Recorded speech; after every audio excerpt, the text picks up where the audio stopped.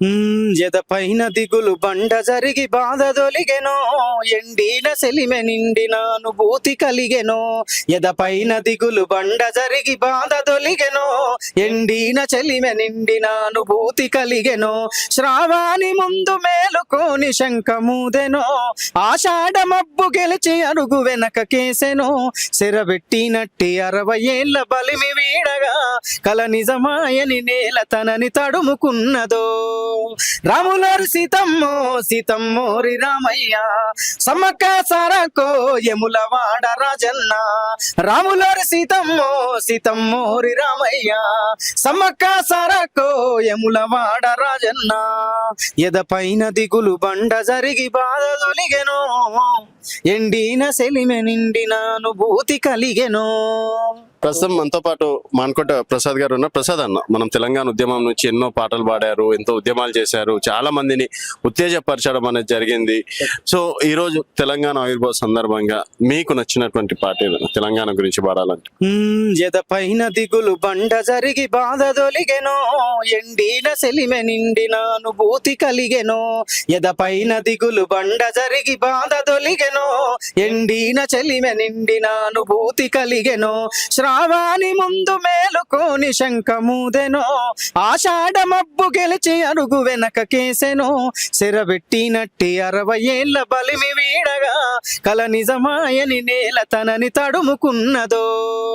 రాములారు సీతమ్మో సీతమ్మోరి రామయ్య, సమ్మక్క సారకో యములవాడ రాజన్న. రాములారు సీతమ్మో సీతమ్మోరి రామయ్య, సమ్మక్క సారకో యములవాడ రాజన్న. ఎదపైన దిగులు బండ జరిగి బాధ తొలిగెనో, ఎండిన సెలిమె నిండిన అనుభూతి కలిగెనో. సో అప్పుడు ఎట్లా ఉండే తెలంగాణ, ఇప్పుడు ఎట్లా అయిందన్న తెలంగాణ? అంటే ఎప్పుడు మీరు అడిగేది? కేసీఆర్ పాలనలో ఎట్లుండే, రేవంత్ రెడ్డి పాలన ఎట్లా అయింది? కేసీఆర్ గారి పాలనలో తెలంగాణ రాష్ట్రం అనేది చాలా సుభిక్షంగా ఉంది. ఈ దేశానికే ఆదర్శంగా నిలబడ్డది, అద్భుతంగా ఉంది. ఇవాళ ఏముందన్న, ఈ రాష్ట్రంలో ఉన్నటువంటి రైతన్న అధికారుల కాళ్ళు, పోలీసు వాళ్ళ కాళ్ళు మొక్కుతున్నాడు. తడిసిపోయిన తన వడ్లను కొనమని చేతులెత్తి దండం పెడుతున్నాడు. ఆ కళ్ళంలో పడుకొని ఏడుస్తున్నాడు. ఏముంది, ఇప్పుడు రైతే రాజు అంటారు. ఈ దేశానికి రైతు అనేటోడే వెన్నెముక, అన్నం పెట్టేటోడు. ఆ రైతే ఇవాళ బాధపడుతున్నాడు అని అంటే రాష్ట్రం ఎట్లా ఉందో అదొక్క సమస్య చూసి చెప్పొచ్చు. అట్నుంచి పోతే వెలుగుమట్ల వెలవేల పోతుంది వెలుగుమట్ల, వేలాది బతుకులు రోడ్డు మీద, బుల్డోజర్ వచ్చింది బుల్ల బుల్ల, మా ఇల్లు అయింది గుల్ల గుల్ల. శనిలాగా వచ్చింది సర్కారురా, శనిలాగా వచ్చింది సర్కారురా, శాపమైపోయే మా బతుకురా. ఎలవేల పోతుంది వెలుగుమట్ల, వేలాది బతుకులు రోడ్డు మీద. ఇటొస్తే మూసినది హైడ్రా. ఒక్క సమస్య కాదు కదన్న, ప్రతి ఒక్క సమస్య. అంటే ప్రతి ఒక్క సమస్యతోని తనలాడుతున్నది తెలంగాణ. దాన్ని కాపాడే దిక్కే లేదు. ఈ కాంగ్రెస్ ప్రభుత్వం కాపాడలేదు, వాళ్ళ వల్ల కాదు. ఎందుకంటే కష్టాలు పెట్టేదే వాళ్ళు కాబట్టి కాపాడలేరు, అంతే.